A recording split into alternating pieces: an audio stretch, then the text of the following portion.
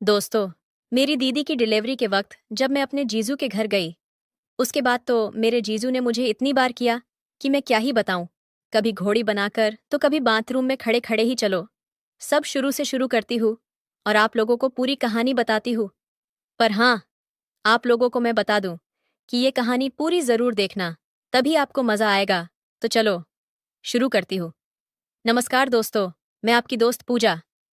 मेरी लंबाई लगभग 5 फुट 2 इंच है। मैं 21 साल की उभरती जवानी की लड़की हूँ।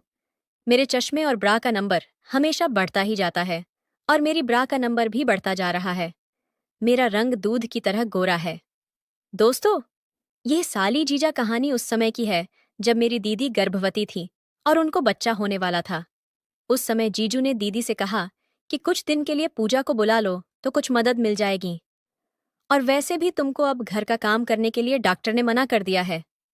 इस पर दीदी ने अगले दिन मम्मी को फोन किया और मुझे कुछ दिन के लिए भेजने को बोल दिया। फिर भैया मुझे लेकर दीदी के घर छोड़ने आ गए।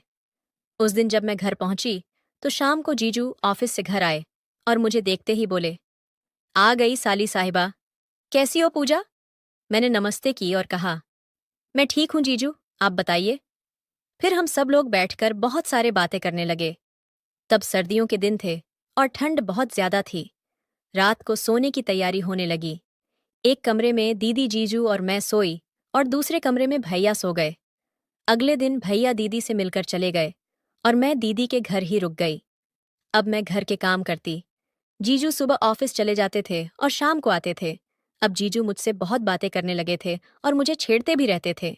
और दीदी की ऐसी हालत हो गई तो जीजू बोले, साली जी, तुम कहो तो तुम्हें भी ऐसा कर दें। ये बोलकर जीजू हंसते हुए अपने के तलवार को खुजलाने लगे। मुझे बहुत शर्म आई। जब मैं किचन में काम करती तो जीजू आकर पीछे से पकड़ लेते और किस करने लगते। कई बार तो मेरे सलवार के अंदर हाथ डालकर सहलाते थे। मैं उनसे कहती, हट जाओ, दीदी आ जाएंगी। तो वे कहते, नहीं आएगी, बस तुम काम करती रहो।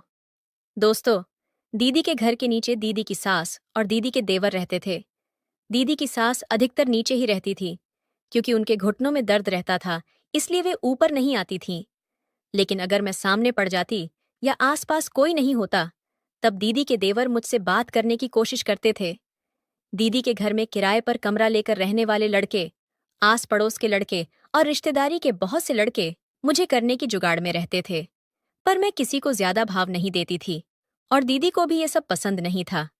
मेरी दीदी कहती है कि आजकल के लड़के बस उसके प्यासे होते हैं। हर लड़का उसका मजा लेना चाहता है और उसमें भी अगर कुंवारी मिल जाए फिर तो कहना ही क्या है। क्योंकि यह तो दीदी को भी अच्छे से पता था कि अगर किसी लड़के ने पूजा को पटा लिया तो बिना किए तो छोड़ेगा नहीं। एक रात हम खाना खाकर लेटे ही थे कि अचानक 10 बजे दीदी के पेट में डिलीवरी का दर्द शुरू हो गया। उनकी हालत बिगड़ने लगी तो जीजू ने गाड़ी निकाली, दीदी को अस्पताल ले गए और भर्ती करा दिया। दीदी के साथ उनकी सास भी गई थी। मैं और दीदी के देवर घर में अकेले थे। मुझे बहुत डर लग रहा था कि कहीं दीदी के देवर ऊपर आकर मुझे कुछ कर ना दें। पूरी रात में ठीक से सो भी नहीं पाई, लेकिन ऐसा कुछ नहीं हुआ। सुबह जीजू घर आए और बोले, साली साहिबा, अब तुम मौसी बन गई हो, तुम्हारी दीदी को बेटी हुई है। मैंने भी जीजू को बधाई दी। ये सब कहते कहते जीजू पीछे से मेरे गुब्बारे को दबाने लगे और मेरी कमीज उतारने लगे। मैंने मना किया, लेकिन वो नहीं माने और किस करने लगे। फिर उन्होंने मेरी कमीज निकाल दी और मेरे ऊपर से दबाने लगे। मैं कसमसाने लगी। मैं छोड़ने के लिए बोली तो जीजू कहने लगे, साली साहिबा, मेरा लेने का बहुत मन कर रहा है। पिछले 8 महीने से मुझे नहीं मिली है। तुम्हारी दीदी ने हाथ भी लगाने नहीं दिया था, इसलिए अब मना मत करो। मैंने कहा, जीजू नहीं, प्लीज छोड़ो, दीदी को पता चल जाएगा। इतना कहकर मैंने अपने आप को छुड़ाया और बाथरूम में नहाने के लिए भाग गई। तभी जीजू आए और बाथरूम का दरवाजा खोलने के लिए कहने लगे, लेकिन मैंने नहीं खोला। मैं नहाकर बाहर आई तो जीजू मुझे देखकर हंस रहे थे। तभी दीदी का फोन आ गया। वे कहने लगी कि नर्स ने बाजार से कुछ दवाइयां लाने के लिए बोला है। जीजू बोले, पूजा, जल्दी से खाना बना दो, तुम्हारी दीदी के लिए खाना भी लेकर जाना है। फिर मैंने खाना बनाया, जीजू ने खाना खाया और दीदी के लिए भी लेकर अस्पताल चले गए। फिर मैं सो गई। शाम को जीजू अस्पताल से घर आए और बताया कि अभी नर्स ने 2-3 दिन तुम्हारी दीदी को भर्ती रहने के लिए कहा है, क्योंकि उनको बहुत ज्यादा कमजोरी और दर्द है, इसीलिए अभी अस्पताल से उनकी छुट्टी नहीं कर सकते हैं। जीजू कहने लगे, साली जी, चाय बना लो। मैंने चाय बनाई और हम दोनों साथ बैठकर चाय पीने लगे और बातें भी करते जा रहे थे।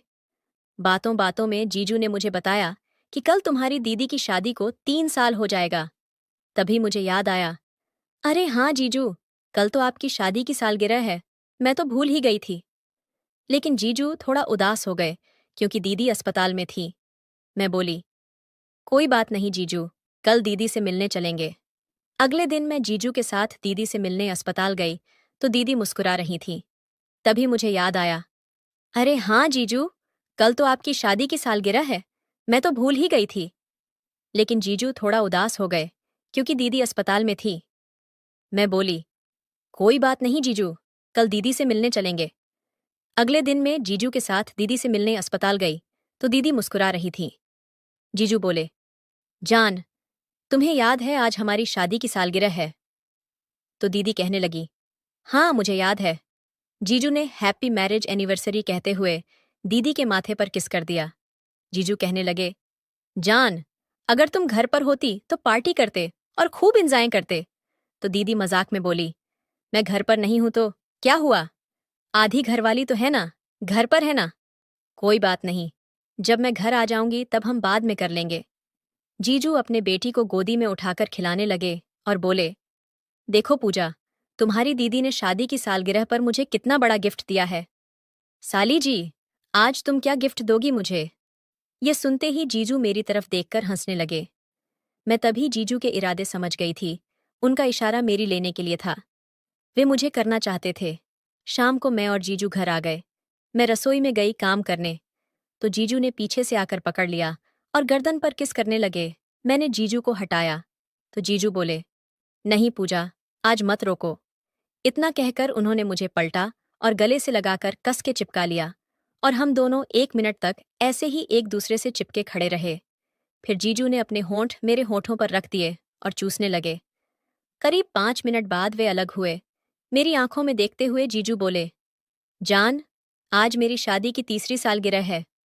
तुम्हारी दीदी नहीं है तो क्या हुआ, तुम तो हो। मैं तुम्हारे साथ इसे यादगार बनाना चाहता हूं। चलो अब तैयार हो जाओ। मैंने शर्मा कर सिर नीचे कर लिया। जीजू बोले, पूजा जल्दी से खाना बना लो, मैं तुम्हारी दीदी को दे आऊं। मैंने जल्दी से खाना बनाया। हम दोनों ने साथ बैठकर खाया और पैक करके जीजू को दे दिया। वे अस्पताल में दीदी को देने चले गए। दीदी के लिए खाना घर से ही जाता था। जब जीजू वापस आए तो उनके साथ एक आदमी आया था। जीजू उसको कमरा सजाने के लिए साथ लेकर आए थे। वह हमारे लिए कमरा सजाने लगा। उस रात घर पर कोई नहीं था। दीदी की सास और दीदी के देवर अस्पताल में दीदी के पास रुके हुए थे।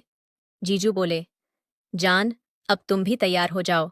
उन्होंने मुझे दीदी की शादी का लन्हगा और गहने सब दे दिए थे। मैं थोड़ी देर में तैयार हो गई। वह आदमी भी कमरा सजाकर जा चुका था। तो जीजू मुझे गोदी में ले गए, उठाकर कमरे में और बिस्तर पर बैठा दिया। पूरे कमरे में गुलाब के फूलों की खुशबू आ रही थी। दोस्तों, कसम से मैं किसी दुल्हन से कम नहीं लग रही थी। मुझे ऐसा लग रहा था कि जैसे आज मेरी ही सुहागरात है। मुझे बैठाकर जीजू खुद भी तैयार होने चले गए। 10 मिनट बाद जीजू आए। उन्होंने कुर्ता पायजामा पहन रखा था। वे बिल्कुल दूल्हा लग रहे थे। अब जीजू मेरे पास आए और मेरा घूंघट उठा कर मेरी आंखों में आंखें डालकर देखने लगे। मैं शर्माने लगी और जीजू से कसकर लिपटी रही। कुछ देर बाद वे अलग हुए और मुझे घुमाकर पीछे से मेरी पीठ, कान, गर्दन, कान की लौ पर किस करने लगे। मेरे ब्लाउज की डोरी खींचने लगे। जीजू एक एक करके मेरे गहने उतारने लगे और किस करते जाते। मैं तो उत्तेजित होती जा रही थी। मुझे कुछ कुछ होने लगा था। उसके बाद तो दोस्तों, मेरे जीजू ने मेरे साथ वो सब किया जो एक पति पत्नी करते हैं। मुझे तो ऐसा लग रहा था जैसे कि मेरी ही सुहागरात है आज। उस रात हमने 4 बार किया। फिर जब दीदी घर आ गई तो जीजू मुझे ऊपर वाले कमरे में ले जाकर मेरी करते जब दीदी सो जाती थी। दोस्तों, मैं वहां 1 महीने रही और 1 महीने में मेरी पता नहीं कितनी बार जमकर हुई। फिर मम्मी ने दीदी को फोन करके बोला कि अब पूजा को घर भेज दो। एक दिन दीदी कहने लगी, सुनो जी, पूजा इतने दिनों से यहाँ रुकी है, पूजा को शॉपिंग तो करा दो। तो जीजू मुझे बाजार ले गए और अच्छा सा सूट कुर्ती जीजू ने मुझे दिलवाई। घर आकर मैंने सूट कुर्ती दीदी को दिखाया, जो कि उन्हें भी अच्छा लगा। दोस्तों, अब मैं अपने जीजा से मजा लेकर मैं अपने घर आ गई। जब जीजू फोन पर बात करते हैं तो बोलते हैं, साली जी यहाँ कब आ रही हो? यहाँ आ जाओ, फिर तुम्हारी ढंग से कसरत करूंगा। इसके बाद और भी मौकों पर मेरी हुई, जिसकी कहानी मैं बाद में लिखूंगी। दोस्तों, इसका अगला पार्ट चाहिए तो पार्ट 2 लिखकर चैनल को सब्सक्राइब कर लो।